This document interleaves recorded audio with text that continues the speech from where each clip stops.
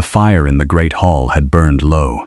Outside the iron gates of Blackstone Keep, the mountains were swallowed by clouds so dark they looked like bruises pressed against the sky. Rain lashed the stone walls. Thunder shook the high windows, and somewhere far below the ridge, the eastern mountain road had cracked clean under the weight of floodwater, taking with it the last safe path out of the valley.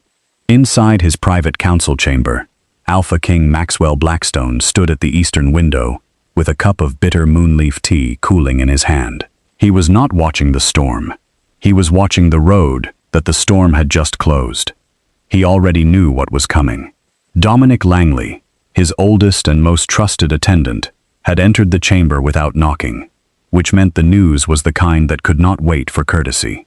Dominic spoke carefully, the way a man speaks when he expects the other man to dislike every word coming out of his mouth. The Ashford carriage has broken at the lower gate, my lord. The front axle split on the bend above the ravine. The father is unwell from the cold. The daughter is asking for shelter until the road can be repaired. Maxwell said nothing for a long time. He already knew the Ashford name. He already knew which daughter. Elena Ashford.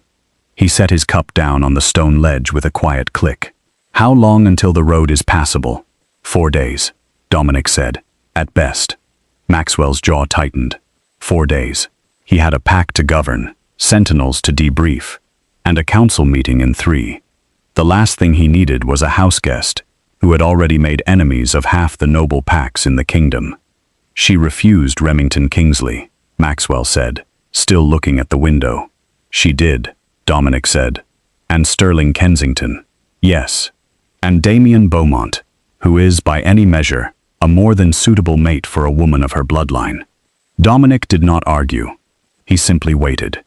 Maxwell turned from the window at last. His expression was the kind that had not softened in years. Carved clean by command, cut by duty, sealed behind years of choosing his pack over everything else, including himself. She is called difficult, he said. Too sharp, too proud. Corrects pack elders in public councils. Refused 3 alphas without explanation. If I let her stay, I will spend the next 4 days explaining her presence to men who already have opinions about her. Dominic still said nothing. Open the gates, Maxwell said quietly. Give them the east wing. Keep her away from the council corridor. He picked up his tea again. And Dominic. The old attendant paused at the door. I'd rather lose my pack than claim her as Luna. Dominic's face was careful and still. He left without a word. Outside, the gates groaned open. The rain fell harder, and Elena Ashford stepped through the arch of Blackstone Keep with her father on her arm, soaked to the skin and holding her chin level, as though she had always intended to arrive this way. Maxwell did not go down to meet her. He intended to ignore her until Friday. He would not succeed. The great hall of Blackstone Keep had seen rulers, councils, war meetings, and mourning rites.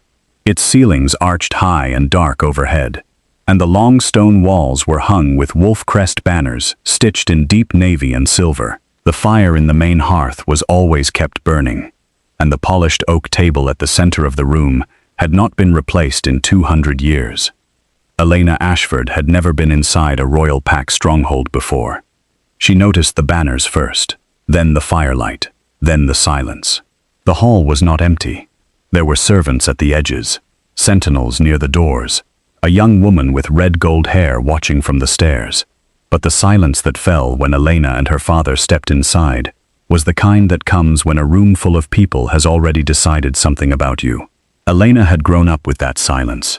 She knew how to stand inside it without shrinking. Her father, Alistair Ashford, was 61 years old and had not been well since autumn. His hands were cold, and his breathing was shallow from the damp, and Elena could feel the faint tremor in his arm, where he leaned against her. She kept her pace slow and steady, so he would not have to rush. A servant led them to the center of the hall, and then Alpha King Maxwell Blackstone came down the stairs. Elena had expected something louder. The stories painted him broad and fierce, an alpha who commanded with his silence and punished with his patience. What she saw was a man in his early 30s, tall and dark-haired, wearing a simple charcoal tunic, with no adornment except the silver wolf crest ring on his right hand. He moved with the kind of ease that comes not from performance, but from never having needed to perform. His eyes found her immediately. They were gray, not soft gray, the gray of mountain stone in winter, pale and unreadable. He studied her, the way a man studies a map he has already made up his mind about. Elena studied him back. Maxwell stopped at the foot of the stairs and addressed them both, but his eyes remained on Elena. "Lord Ashford, you are welcome to shelter here until the road opens. Your rooms are prepared in the east wing." A pause, cool and deliberate. "We are not accustomed to unexpected guests, but the storm leaves little choice for either of us." Alistair bowed his head with quiet dignity. "You are generous, my lord. We are grateful." Maxwell's gaze moved to Elena. She had not yet spoken. She was watching him with those clear, steady eyes, dark brown, almost black in the firelight, and she did not look grateful. She did not look hostile either. She simply looked as though she was making a decision about him. He did not enjoy being assessed. "Miss Ashford," he said, and there was a faint edge to the civility. "I trust the journey was not too severe." "It was severe enough," Elena said, "but we are here." A pause. "We are grateful for the shelter," she added, and it was sincere. But it was not softened by performance, and Maxwell heard the difference. He nodded once. "Dominic will see you settled." He turned back toward the stairs. Elena spoke behind him, not loudly, not rudely, but clearly enough to be heard. "My lord, my father needs warmth, and perhaps something light to eat before he rests. He has been in the cold since mid-morning." Maxwell paused on the step. He turned just enough to look at her over his shoulder. Elena was watching him with the same patient steadiness, not demanding, not pleading, simply stating what was true and waiting for him to decide whether he would behave well or badly. "See to it," Maxwell said to Dominic, and went up the stairs. Dominic, who had watched this entire exchange with an expression of deep and careful neutrality, exhaled once before turning to lead the Ashfords toward the east corridor. He did not say anything. But later that evening, when Maxwell was alone in his study, with a second cup of cooling tea, and a report he had read 3 times without absorbing a single word, Dominic came in to bank the fire for the night. "She is not what the rumors suggested," he said, without being asked. Maxwell did not look up from the report. "Go to bed, Dominic." Dominic went to bed, but the gray eyes of Alpha King Maxwell Blackstone did not close for a long time. He kept thinking about the way Elena Ashford had stood in the great hall, soaked through, exhausted, clearly worried about her father, and had not asked for a single thing for herself, only for him. He had expected pride, dressed up as sacrifice. What he had seen was something quieter. He pushed the thought away. Elena Ashford was a troublesome woman, from a ruined bloodline, who would be gone by Friday. He had no reason to think about her at all. He told himself this several more times, before sleep finally came. Morning came gray and wet, the kind of morning that reminds stone walls they are cold. Maxwell appeared at the breakfast table precisely at 7, as he always did. He read dispatches and gave short answers to his head sentinel, Callum Winthrop, who was summarizing the Border Patrol reports from the North Ridge. He did not look toward the east corridor. Elena and her father appeared at the far end of the table some minutes later. Alistair looked better for the sleep and the warmth. Elena had changed into a dark green traveling dress, her hair braided simply at the back, and she carried a small leather journal under her arm. Maxwell noticed that she seated her father before herself. He returned to his dispatches.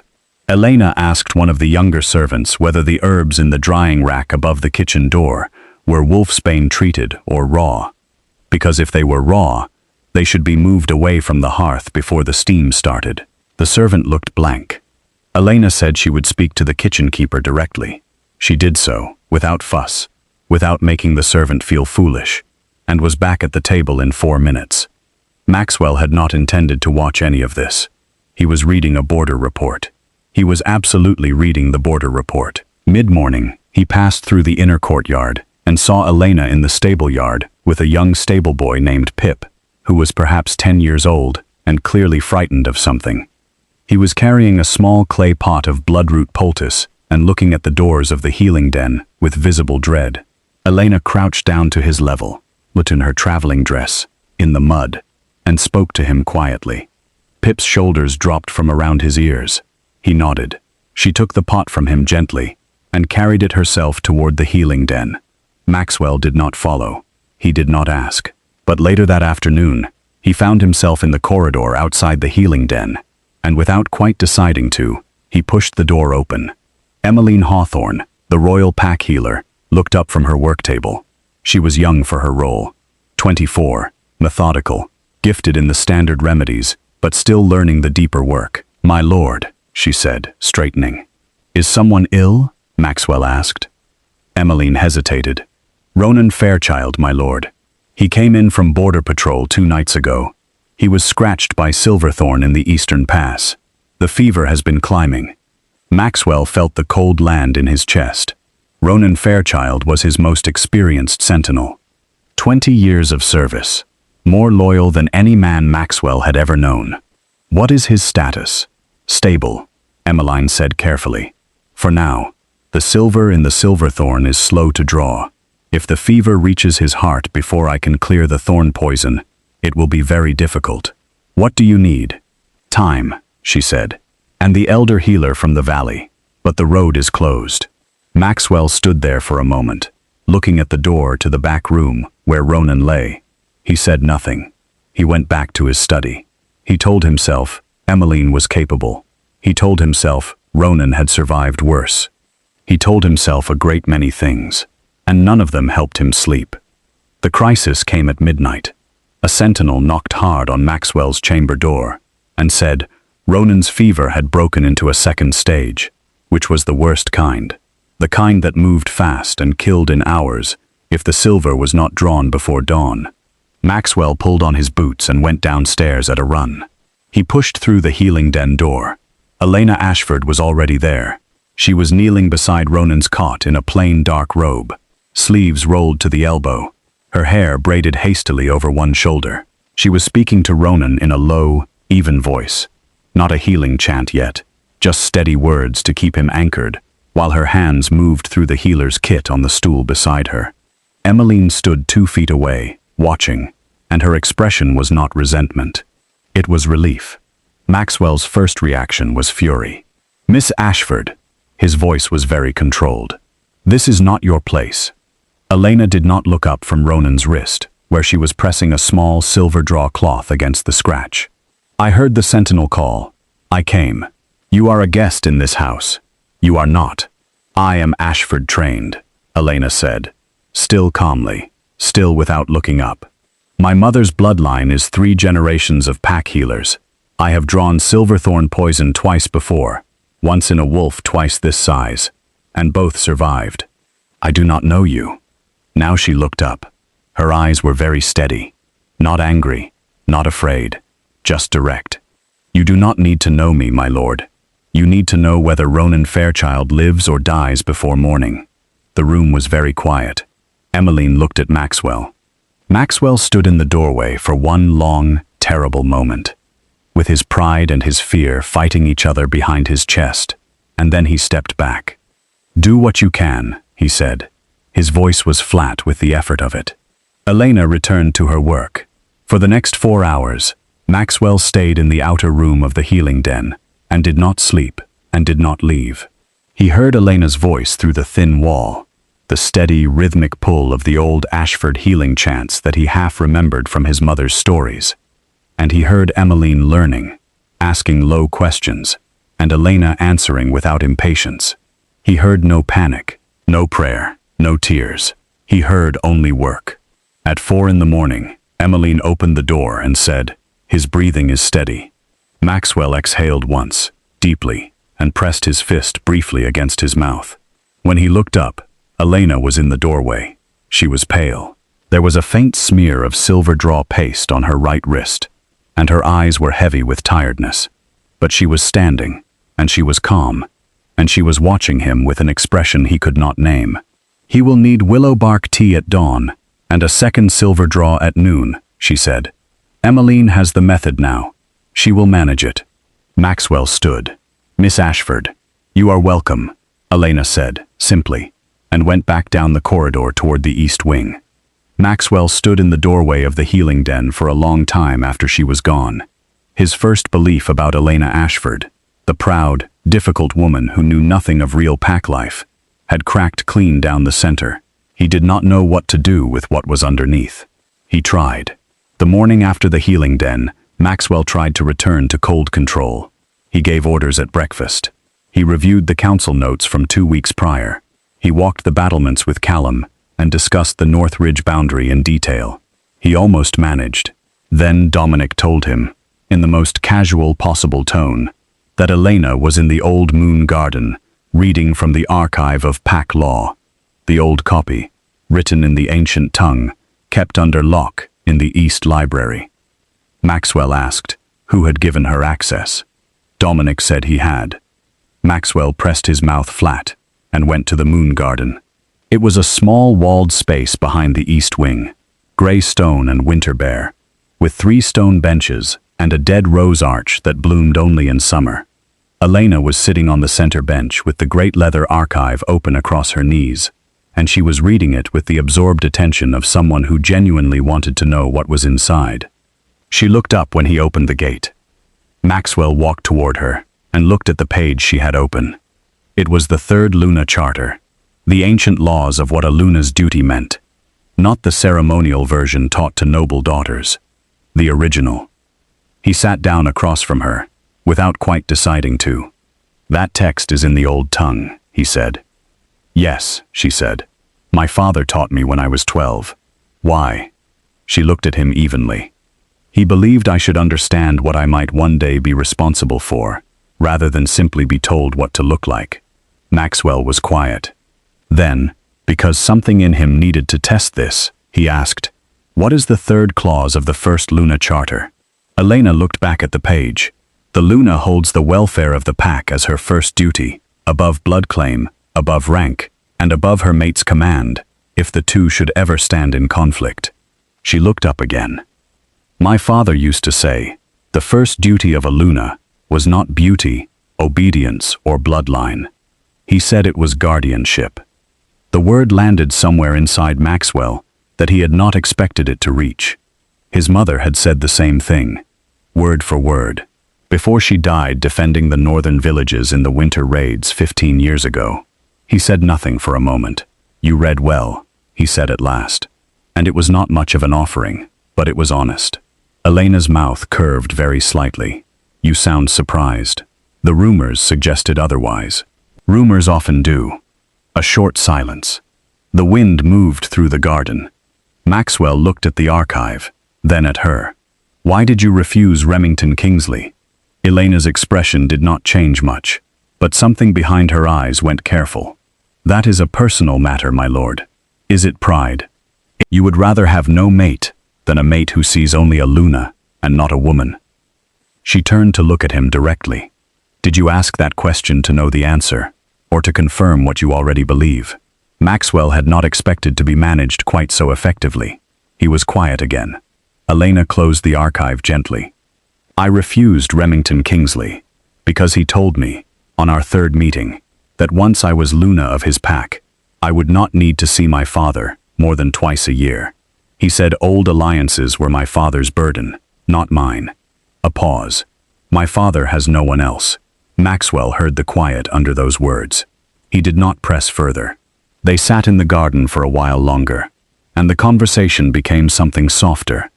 A question about the Moon Garden's history, an answer about his mother, a question from Elena about the Rose Arch, a quiet piece of information from Maxwell about how his mother had planted it the year he was born. He had not mentioned his mother to a guest in 3 years. He noticed that. That evening, the visiting noblewoman Lorelei Beaumont came to dinner. Lorelei was beautiful in the way that is designed to be noticed and moved through the world with the specific grace of a woman who had always been told she was the most impressive person in any room. She looked at Elena across the table and smiled the smile that is not quite kind. Your family name is Ashford, is it not? She said. I believe my cousin was a creditor of your father's some years back. Terrible loss, all that land. I am sorry for it. The table went quiet. Elena looked at Lorelei. Then she lowered her eyes and said, very quietly, "Thank you for your concern." She did not defend herself. She did not rise to the bait. She simply absorbed it, for her father's sake, without a flinch. Maxwell, 3 seats away, felt something sharp and unexpected move through him. He looked at Elena Ashford, who had gone very still and pale. Then he looked back at Elena, who had already turned to speak gently to her father, changing the subject, drawing his attention toward something warm and small, making sure he did not sit inside the humiliation too long. Maxwell set down his goblet.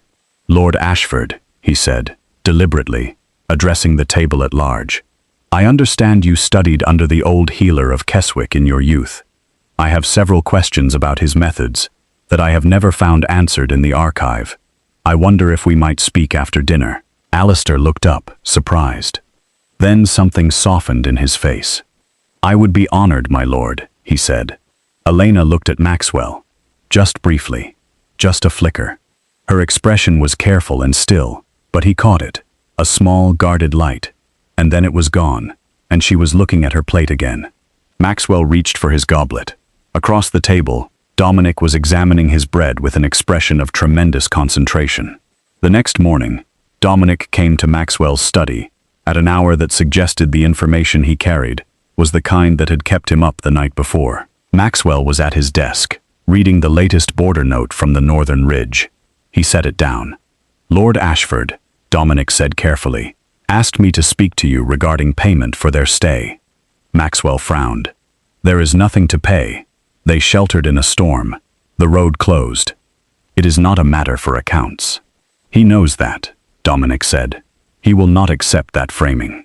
He wishes to offer." A brief pause. His wolfhound, Daisy. Maxwell was very still. He knew what Daisy was. Every servant in the East Wing had made mention of the old grey wolfhound that traveled with the Ashfords.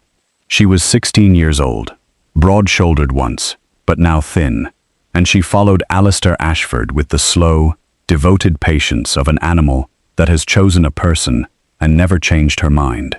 "She is the last thing of value he owns," Maxwell said. "Yes," Dominic said simply. Maxwell stood. He walked to the window. The mountains were still clouded, but the worst of the storm was done. One more day, perhaps 2, before the road opened. He had thought the Ashfords were proud. The reports had painted them that way. The fallen lord who would not accept help. The daughter who would not accept a mate. He had interpreted the refusals as arrogance.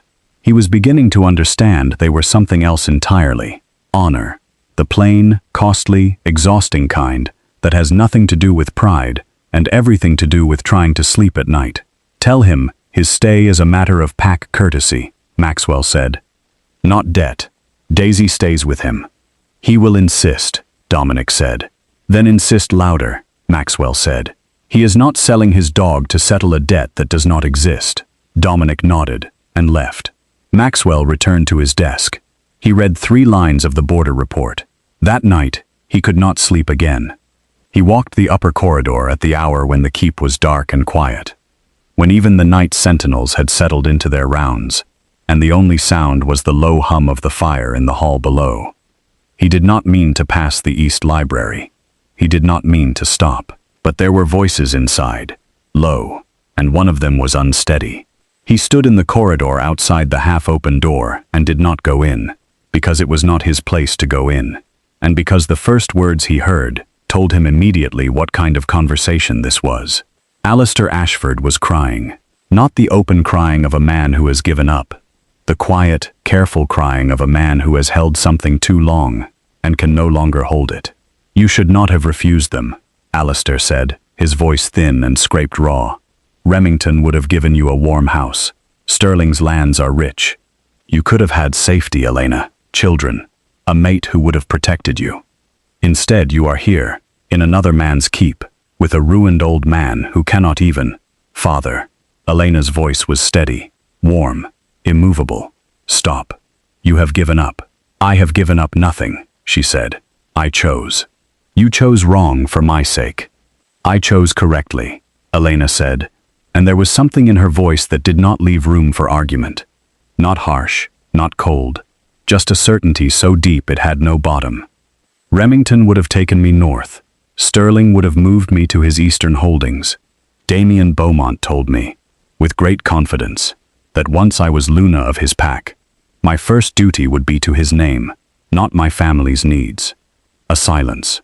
"I am your daughter," Elena said quietly. "I was your daughter before I was anyone's Luna. I will be your daughter still. You did not ruin anything. You spent everything you had to save packs that should never have needed saving, and none of them honored you for it. And that is on them, not you." Maxwell stood in the dark corridor and did not breathe. "You deserve more than this," Alistair whispered. "I have enough," Elena said. "I have you. I have my work. I have." A small pause, and he heard the faint strain of someone carrying something too heavy for too long, and refusing to set it down in case it broke. "I am all right, Father. I am choosing this." Silence. Then Alistair, slowly, said, "You sound so much like your mother." "Good," Elena said softly. She always knew what she was doing. Maxwell took 3 steps back down the corridor before he realized he had moved. He walked to the stairs. He went down them and through the great hall and stood by the fire for a very long time. Everything he had believed about Elena Ashford fell apart in the dark. She was not difficult. She had never been difficult. She had been punished by gossip for the very loyalty that should have made her honored by every pack in the kingdom. She had refused 3 alphas not out of pride but out of love, and the world had called her impossible for it. Maxwell stood by the fire and felt something he had not felt in years. Shame. Not the cold shame of a mistake made in politics or strategy. The deeper kind. The kind that comes when you have judged someone with no evidence and no kindness, and been entirely, completely wrong. He sat down in the high chair by the hearth and did not move for a long time. When he finally rose and went back to bed, he had made 3 decisions. The first was that Alistair Ashford would leave Blackstone Keep with every debt settled, whether the old man agreed or not. The second was that Elena would not spend one more night under this roof, wondering whether she had to bargain for her father's dignity. The third decision was harder. It was the kind that a man makes very slowly, in the dark, after shame has burnt away everything he was hiding behind. He lay awake until the sky went from black to the deep blue of almost dawn. By the time it went silver, he knew what he had to do. Friday arrived pale and clean. The storm had pulled back. The sky above the mountains was the cold, clear silver of a world washed new. The road below the ridge would open by midday, the gatekeeper had confirmed, and Dominic had already sent word to have the Ashford carriage axle repaired. Maxwell was dressed before dawn. He found Elena in the healing den at first light, as he had expected. She was checking Ronan Fairchild's bandaging, steady and methodical, laying 2 fingers lightly against the inside of his wrist to read his pulse. Ronan was awake and trying, in the embarrassed way of large men who do not like to be found unwell, to convince Elena he felt much better, and that the entire episode had been somewhat exaggerated. Elena told him, without looking up from his wrist, that if he tried to stand up before noon, she would tell Callum Winthrop exactly how long he had ignored the Silverthorn scratch, before asking for help. Ronan lay back down. Maxwell, in the doorway, almost smiled. Elena sensed him. She turned, saw him, and something in her face went careful, polite. The face she wore when she was unsure of the territory. "He's doing well," she said. The second silver draw took. "Emmeline will manage the final stages." "Good," Maxwell said. He stepped into the room.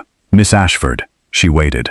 "My father," Elena said, before he could continue, "wishes to speak to you about what we owe for the stay.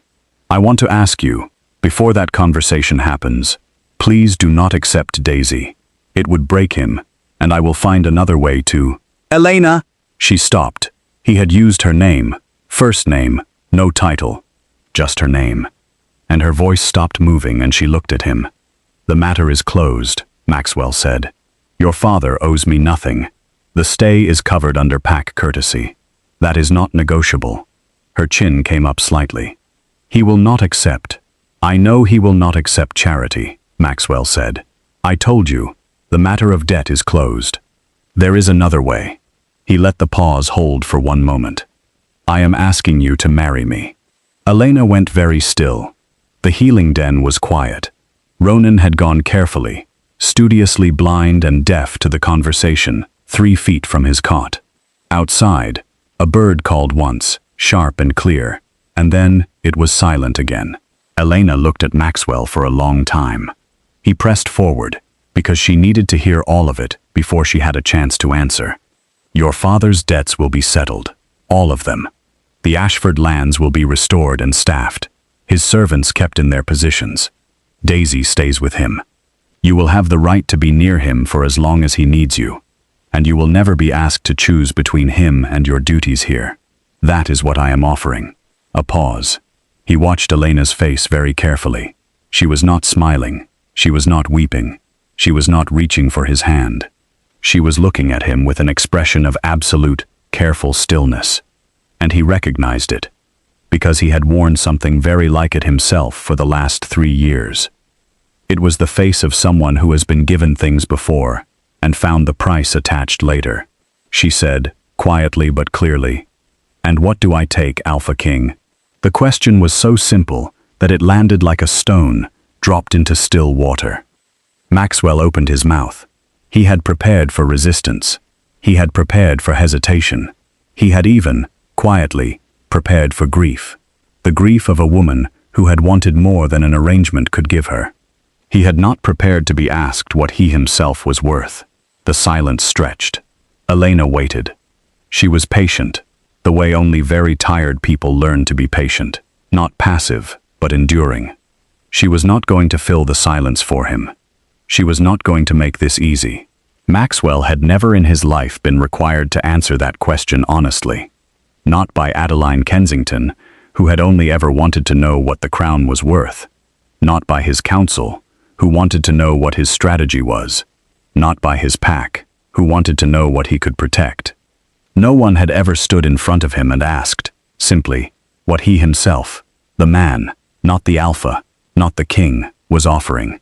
He stood in the healing den of Blackstone Keep, with Ronan Fairchild doing an extremely convincing impression of a man who had fallen asleep, and he said nothing for long enough that Elena's expression began, just at the edges, to close. And that closing, that small withdrawal, the beginning of her deciding that the silence was the answer, reached something in him that had been locked behind duty and pride and old, cold fear for so long that he had nearly forgotten it was there. He spoke. "You would take a man who has been wrong," Maxwell said, "who has been wrong for many years." His voice was steady, not rehearsed, not soft in the way that performances are soft, just honest, the way a man is honest when he has no more hiding space left. Elena did not move. She listened. "I told Dominic, the night you arrived, that I would rather lose my pack than claim you as Luna." He watched her face. "You should know that. You should hear it from me." Something moved through Elena's eyes, not hurt, not surprise, something quieter than either. "I heard it," she said. He exhaled slowly. "I judged you before you spoke a single word in this keep. I made up my mind from rumors and gossip, and the wounded pride of men who wanted your obedience and called it suitability, when you refused." A pause. "I mistook the loneliness for strength. I hid behind command, because I was afraid of being used again." He thought of Adeline Kensington, who had accepted his courtship and spent 2 seasons wearing his name as an ornament before marrying Sterling Kensington's older brother for the better title. He had not spoken of her to anyone in 4 years. "Someone used your name to climb," Elena said quietly. Not a question. She had worked it out already, the way careful people do. "Yes," Maxwell said simply. "And you decided that anyone who approached you with any want of their own was dangerous." "Yes." She was quiet for a moment. Then, "That is a lonely place to build a throne." His jaw tightened, but not with anger, with recognition. "I know that now," he said. He took a breath. "What I am offering you, beneath the titles and the lands and your father's welfare, is a man who will not make your gratitude into a cage, The things I offered Alistair stand regardless of your answer. I will not take them back if you say no. I will not use them as a chain around your choice."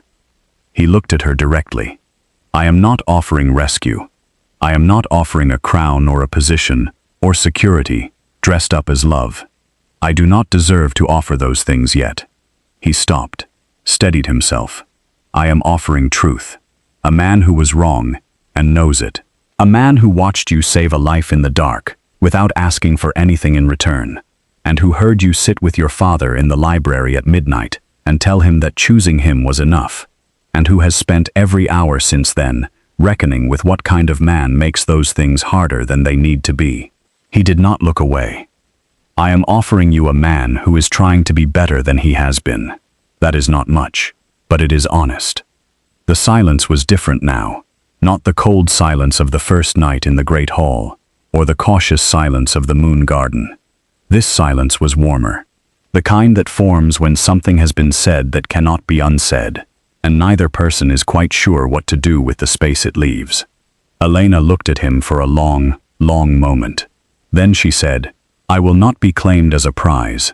I will not be a symbol or a solution to a political problem." "I know," Maxwell said. "If I become Luna here, it is as your equal. Not your ward, not your ornament, not the woman who healed your sentinel and earned her keep. Your equal." "Yes," Maxwell said, without hesitation. "And you will tell me when you are afraid," Elena said. "Not because I need you to be weak, because I need you to be honest. I cannot stand beside a man who treats his fear like a secret." Something in Maxwell's chest moved, shifted, like a lock that had been held shut for years, finally finding the right key and giving. "I will try," he said. "That I can promise." Elena looked at him. Her hands, which had been folded in front of her, loosened. "Then I will try too," she said quietly. Maxwell reached into his tunic and drew out a ring. Not the royal crown ring, the heavy gold one used for pack political unions. This one was simpler, just smaller.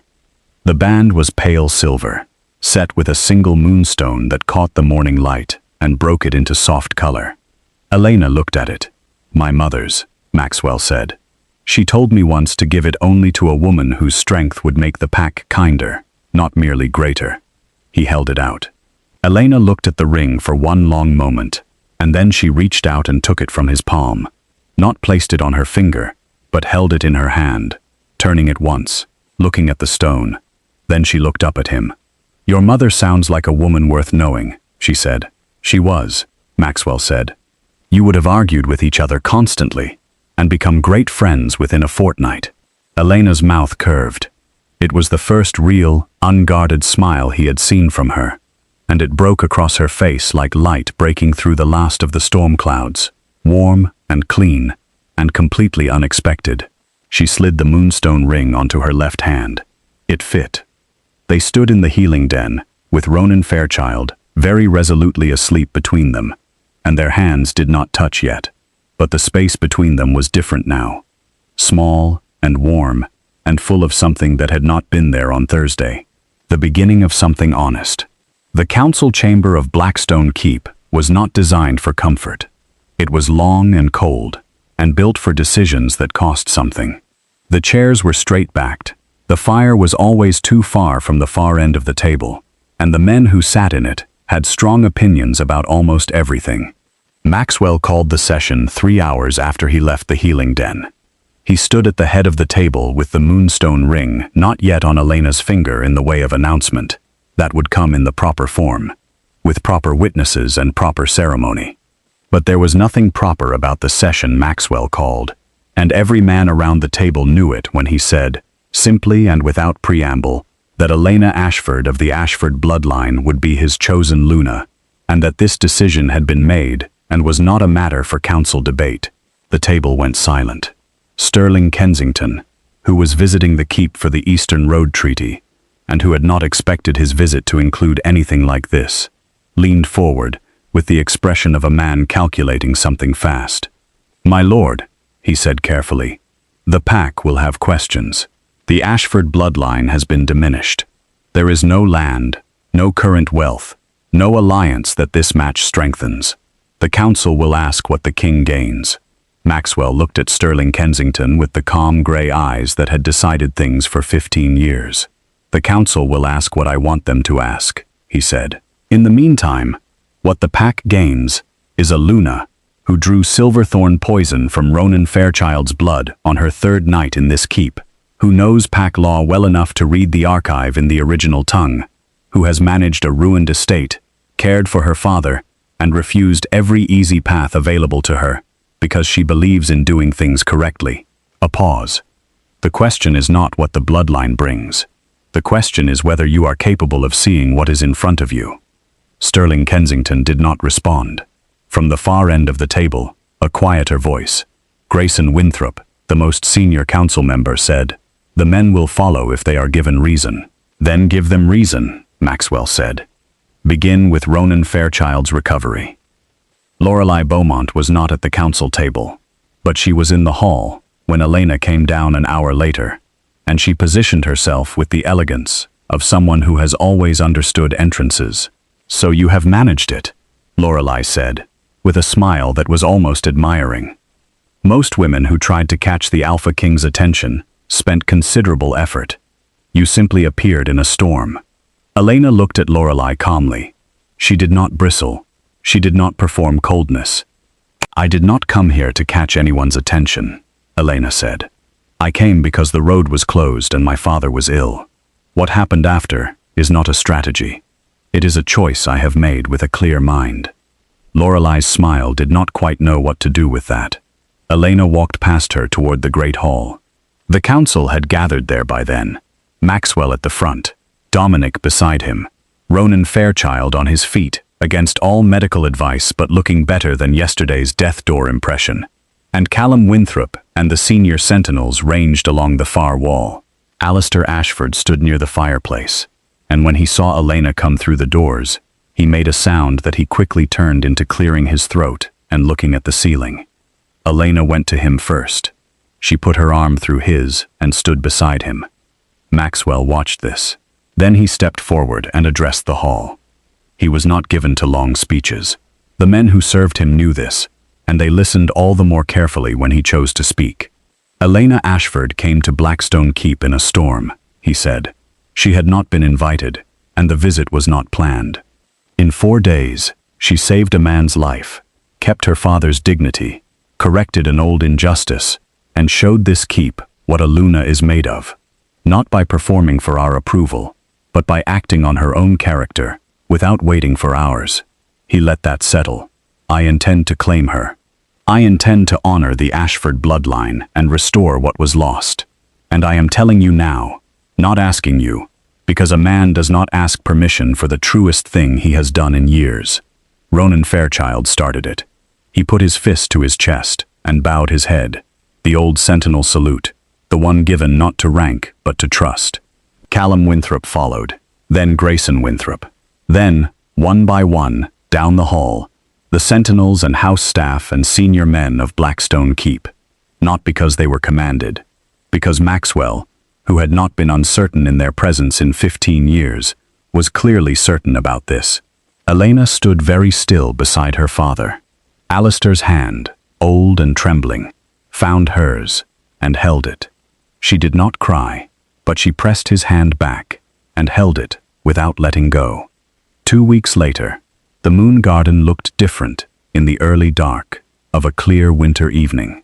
The rose arch was still bare, but someone, Dominic, almost certainly, had placed 2 iron lanterns on the stone pillars at either side, and the light from them made the space warm and amber against the cold blue sky. Maxwell and Elena stood in the garden after the evening meal. Ronan was fully recovered and had returned to border duty, which he had announced with enormous satisfaction. Alistair Ashford's debts had been quietly and completely settled, his lands deeded back to him, and 3 of his old servants had agreed to return to staff the Ashford estate through the season. Daisy was asleep by the fire in the east wing, where she had taken up residence with no particular permission from anyone, least of all Maxwell, who had chosen not to argue with a 16-year-old wolfhound. The road was open. The council had settled. The arrangement was formal and announced and real. Maxwell and Elena stood in the garden, and it was quiet between them, but not the cold quiet of the first days. It was the quiet of two people who have passed through something difficult together, and are now standing on the other side of it, slightly surprised to find themselves here. "You said it," Maxwell said, after a while. "Before you left that morning, after the healing den. You know I said it." Elena looked at him sideways. "I do. I meant it," he said. "At the time. I believe you. I was wrong." He let the plainness of it sit without dressing it up. "I have been wrong about a number of things for a number of years, and I intend to spend some time being less wrong." Elena was quiet for a moment. The lantern light was warm on her face. "You know what I thought when I walked through your gates?" she said. "What?" "I thought, this is a man who has been carrying something alone for too long, and has begun to mistake the weight for strength." She glanced at him. "I was not wrong either." Maxwell looked at her. "No," he said. "You were not." The garden was still. Above the mountain, the moon had come out fully, round and silver and very bright. The kind that makes winter look like it was designed to be beautiful, rather than merely cold. "I would have lost you," Maxwell said quietly. "If I had held on to what I believed when you arrived. I would have opened those gates on Friday, and watched you leave, and told myself I had made the right decision." "You would have," Elena agreed. "I would have been a fool for the rest of my life." "Probably," she said. He laughed. It was a short sound, a little rough, the laugh of a man who had not done it enough lately. But it was real. Elena smiled. He turned to face her. She turned to face him. The moonstone ring on her hand caught the light from the lanterns and broke it into small, quiet colors. He reached up and, very gently, tucked one loose strand of her dark hair back from her face. She let him. "You are the strangest woman I have ever known," he said, and the way he said it left no room for anything but warmth. "You are not the easiest man to know," she returned. "But you are worth it, I think." He leaned forward and pressed his lips to her forehead. Slowly, carefully, with the respect of a man who understands that some things should not be rushed. Elena closed her eyes for a moment. When she opened them, the stars above the moon garden were very clear and very bright. "Come inside," she said. "Your tea has gone cold again. You have been here 2 weeks, and you have already decided my habits need management." "I have been watching your habits for 4 days longer than you think," she said, and walked toward the garden door with the moonstone on her hand and the lantern light on her shoulders. Maxwell watched her go. Then he followed, not because he was required to, not because duty or rank or the expectations of a pack pointed him in that direction, because the woman walking ahead of him had arrived in a storm and taken nothing from him except the hardest thing he had ever given, the truth about who he was without the title, and had looked at it and stayed. He had said, 3 nights and a lifetime ago, that he would rather lose his pack than claim her as Luna. He did not lose his pack. He found the heart of it, walking ahead of him in the moon garden, dark-haired and steady, carrying a cold cup of moonleaf tea back inside with no fanfare at all. He had been a great many things in his life. Ruler, alpha, strategist, soldier, fool, he thought, if he was honest, that being worthy of Elena Ashford was going to be the most interesting work of all. He went inside. The fire was lit. Daisy did not move from her place by the hearth, and Blackstone Keep, for the first time in many years, was warm all the way to the stone.